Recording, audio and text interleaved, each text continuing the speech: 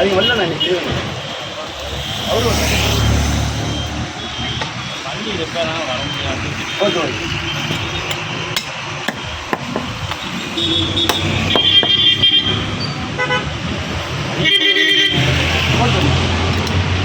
ரொம்ப போடுறதா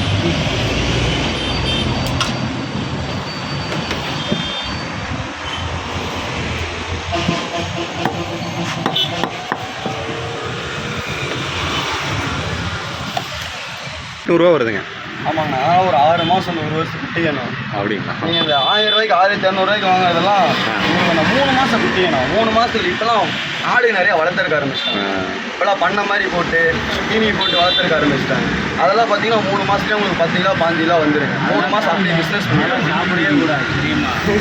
அப்படியே பிஸ்னஸ் பண்ணிடுறாங்க. நல்லா வெந்த கறி சாப்பிட்டா தான் உடம்புக்கு நல்லா ஆரோக்கியம். ஆமாண்ணா. இதெல்லாம் 2 வருஷம் 2 வருஷம் அதான் நல்லா இது நல்லா அதெல்லாம் சீக்கிரம் வச்சுருக்கோம். ஒரு கொதியில் வச்சா போதுங்கிறாங்க.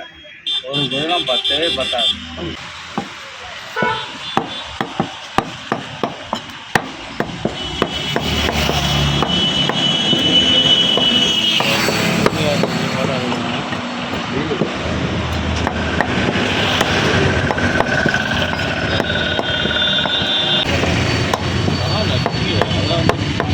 இங்கே இருக்கு நிற்கலாம் சாங்கூர் நிற்கலாம் வெளியில் போ 3 4 5 விசிலாச்சும் வச்சாக்கா அதுக்குள்ளே கறிக்குள்ளே கொடுத்தாக்கா உடம்புக்கு ரொம்ப நல்லது. சும்மா கறி அடிக்கிற பேருதான் நிறையா பேர் கோழிக்கறி மாதிரி நினைச்சிருக்காங்க. ஆட்டுக்கறி எப்படி திங்கமோ பக்குவமாக தின்னோம்னா உடம்பு அது ஸ்பாட்டு என்னென்னக்கு நம்ம உடம்புக்கு பெஸ்ட்டு மருந்து அதுதான். ஆஸ்பத்திரி போக அவசியமே கிடையாது.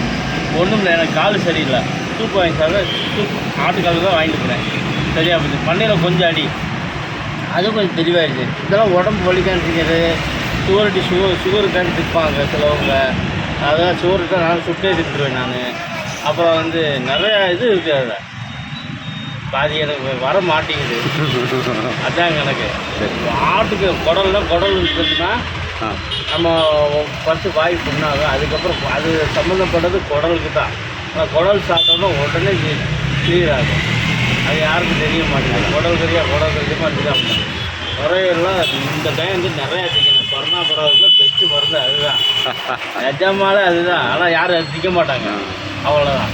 அப்படி இப்படி ஐயா ஜவ்வு மாதிரி கேட்டு கடுக்கு திக்க மாட்டாங்க. ஆனால் தின்னோம்னா கொரோனாவில் நிறைய பேர் ஊசி போட்டாங்க. நான் ஊசி போடவே கிடையாது. நல்லா தான் இருக்கேன். பூரா எல்லாரும் நான் தின்னுக்கிறேன். இந்த ஆட்டுக்கு சம்பளம் ஃபுல்லாக நான் தின்னுக்கிறேன். ரொம்ப நல்லா இருக்கும்.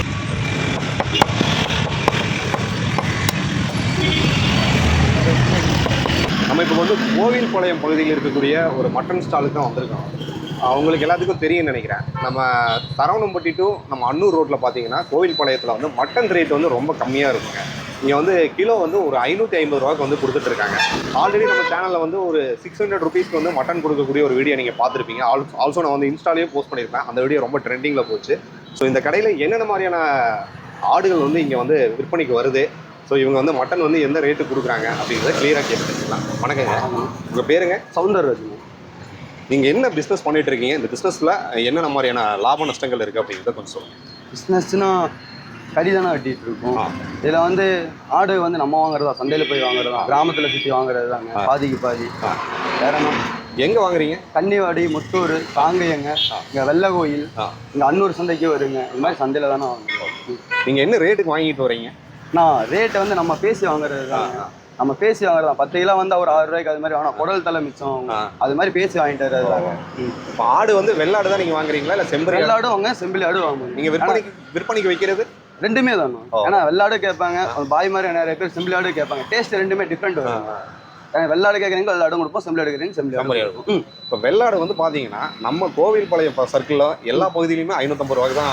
ஆமாங்க ஆமாங்க. ஏன் இங்கே மட்டும் அந்த ரேட்டு வந்து இங்கே மட்டும் இந்த ரேட்டு என்னாங்கன்னா, இது வந்து ஒரு 2 வருஷம் 2.5 வருஷம் ஆடுங்க. அதனால இந்த ரேட்டு. இங்கெல்லாம் வந்துங்க பல்லு ஓட்ட ஆடு அப்படியேம்பாங்க, பல்லு ஓட்ட ஆடு அப்படியேம்பாங்க. அந்த ஆடு தான் இருப்பாங்க. இது வந்து குக்கரில் போட்டு ஒரு 10 விசில் 12 விசில் அது மாதிரி விட்டாதான் இது வேக்காட் கொடுக்கும். நீங்க அந்த 800 ரூபாய்க்கு 900 ரூபாய்க்கு வாங்குறதெல்லாம் அந்த 6 மாசத்து குட்டிங்க. நீங்க 1200 ரூபாய்க்கு வாங்குறதெல்லாம் அந்த 3 மாசத்து குட்டிங்க. அந்த குட்டி டிஃபரெண்ட் தான், வயசு டிஃபரெண்ட் மட்டும். வயசு டிஃபரெண்ட். வெங்காயம் வாங்குற மாதிரி அது டக்குன்னு வெந்துடும். உங்களுக்கு இது மாதிரி அது டேஸ்ட் வராது. ஆனா இது 2 வருஷம் 2.5 வருஷங்கிறப்ப இது நல்லா டேஸ்ட் வருங்க. குழம்பு நல்லா டேஸ்ட், நல்லா கடி சாப்பிடுவோம். நல்லா கடி சாப்பிட்ற, நல்லா கடிச்சு சாப்பிட்றது நல்லா இருக்கு. நல்லா இருக்கு.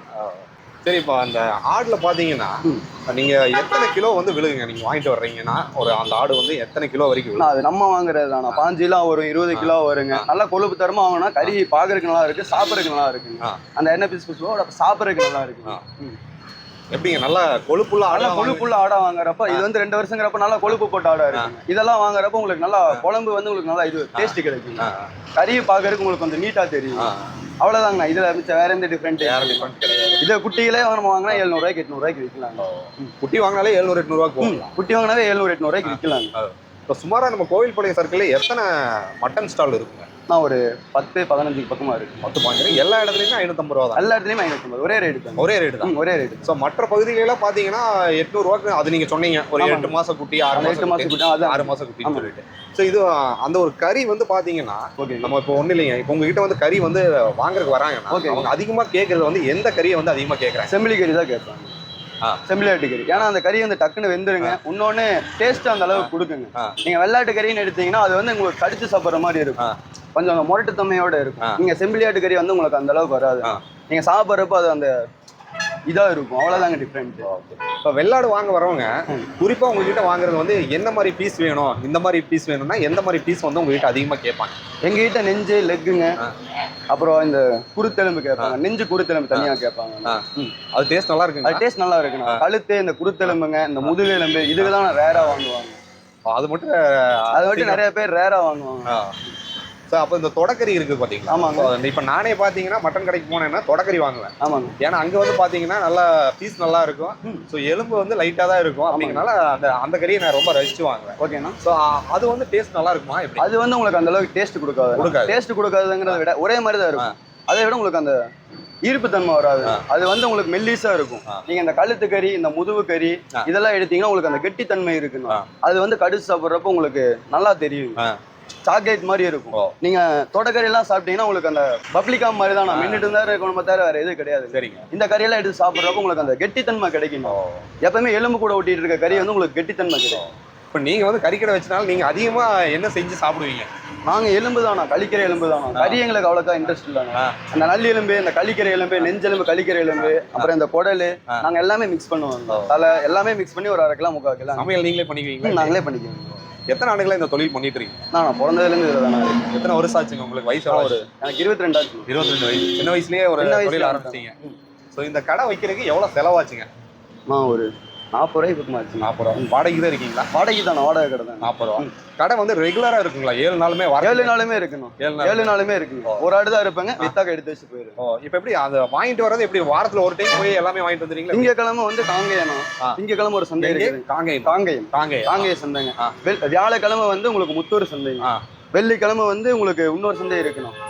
சந்தை பேரு அன்னூர் சந்தைங்களா? சனிக்கிழமை அன்னூர் சந்தைங்க. சனிக்கிழமை அன்னூர் சந்தை வந்தீங்கன்னா இருப்பாங்க. எனக்கு சொந்த ஊரே அன்னூர் தான். அன்னூர் வந்தீங்கன்னா வெள்ளிக்கிழமை அன்னூர் சந்தையும் இருக்கு.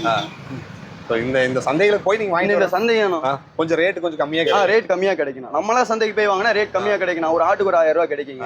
நம்ம வெளியாளை கிட்ட வாங்கினா ஒரு 500 அது மாதிரி தானே கிடைக்கும். ஆட்டுல வந்து தோலெல்லாம் யாரு வாங்கிக்கிறாங்க? அவங்க தோலெல்லாம் எடுக்கிறதுக்கு வருவாங்க. அவங்க கோயம்புத்தூர்ல இருந்து வருவாங்க. அவர் அண்ணா தோல் எடுத்துட்டு போய் என்ன பண்ணுவாங்க? அவங்க வந்து இந்த பெல்ட், செருப்பு, அந்த இதெல்லாம் தைக்கிற கொடுத்துருவாங்க. அவங்க சுத்தோட்ட கரைக்கு அவங்க தானே எடுப்பாங்க. மற்ற ஒரு தொழிலை காட்டிலும் இந்த ஆடு, அதாவது வெள்ளாடு, செம்பரி ஆடு விற்பனைக்கு கொண்டு வரும்போது அதனுடைய எல்லா பகுதியுமே வித்துறது லாபகரமா இருக்குதுங்களா? ஒரு நாளைக்கு ஒரு அளவுக்குண்ணா. ஒரு மாசத்துக்கு எவ்வளவுதான் நீங்க வருமானத்தை எடுக்கிறீங்க? மாசம் அந்த அளவுக்கு சொல்ல முடியாது. நம்ம வாங்குறத பொறுத்து இருக்கணும். நம்ம ஒரு 4 பக்கம் நம்ம சுத்தி வாங்கினோம்னா ஒரு 10 ரூபா கையில பாக்கலாம். நான் ஒருத்தங்கிட்ட வாங்கினேன்னா அந்த ஒரு 5 ரூபா அது மாதிரி தான் பார்க்க முடியும். அது நம்ம அலையிறத பொறுத்து தான் இருக்கு தொழிலை பொறுத்தளவு. சரிங்க. உங்க கடை எங்க லொக்கேட் ஆயிருக்குங்கிறது கரெக்டா சொல்லிருக்கேன். கோயில்பாளையம் KLCHக்கு ஆப்போசிட்லங்க, கருவலூர் ரோட்டுக்கு ஆப்போசிட்லயே இருக்குங்க. Swathi mutton stall. உங்களோட ஃபோன் நம்பர் சொல்லிருங்க. 9500854139. தேவைப்படுறவங்க எங்களுக்கு கறி விருந்து வேணும் அப்படின்னு உங்களை கான்டாக்ட் பண்ணாங்கன்னா நீட்டா பண்ணி கொடுத்துட்றோம். கண்ணுக்கு முன்னாடியே வச்சு அறுத்து நீட்டா பண்ணி கொடுத்துட்றேன். என்ன வேணுமோ எல்லாமே நீட்டா நான் பண்ணி கொடுத்துருவேன். எங்கட தான் நானே பண்ணி கொடுத்துருவேன். நன்றிங்க.